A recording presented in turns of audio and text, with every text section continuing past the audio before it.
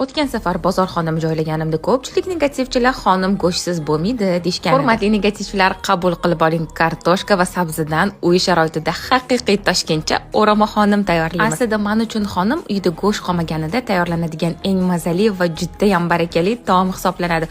Siz xonimni go'shtli yoqtirasizmi yoki kartoshkali? Kommentariyaga yozib turing, men ungacha sizga retsept qoldiraman. Oldindan elab olingan unimizga tuzli 1 stakan suv va 2-3 osh qoshiq miqdorida o'simlik yog'ini solib, o'rta yumshoqlikda xamir qorib 2 zuvalaga bo'lib tindirib qo'yamiz. Artilgan kartoshkalarni xuddi shu ko'rinishda qirg'ichdan o'tkazib oldim. Xohishga ko'ra somoncha qilib pichoqda to'g'rab chiqsanglar ham bo'ladi. Bitta katta sabzi va 2 dona piyozni to'g'rab solamiz. Tuz, namagini rostlab bir chekkaga olib qo'yamiz. Tingan xamirimizni esa unlab o'qlov yordamida yupqa qilib yoyib olamiz. Negadir men yoygan xamirlar dumaloq formadan boshqa hamma formada chiqishi mumkin, ammo dumaloq bo'lmaydi. Qasqon listlarimizni xamir ustida yog'lab olamiz va xamirimizni ham birozgina yog'lab, nachinkamizni teng 2 bo'lakka bo'lib, yupqa qilib har tarafiga qo'yib, xonimimizni o'rtaga qilib o'rab olamiz. Bitta zuvala yoyilgan xamirdan 2 ta qasqon xonim tayyor bo'ladi. Xonimimizni qasqonga joylashtiramiz va ustini yaxshilab yog'lab, qaynab turgan suvimizga qo'yib pishirish uchun 45 daqiqaga yuboramiz. Xonimlarimiz pishgunigacha esa ustiga mazali nor tongini sousini tayyorlab olamiz. Sous to'liq retseptini opisiyaga yozib qo'yaman. Albatta shu usulda tayyorlab qo'ying. Tayyor xonimni piyozlari bilan dasturxonga torting, shunda juda ham mazali bo'ladi. Like bosishingizdan chiqmasin, yoqimli ishtaha.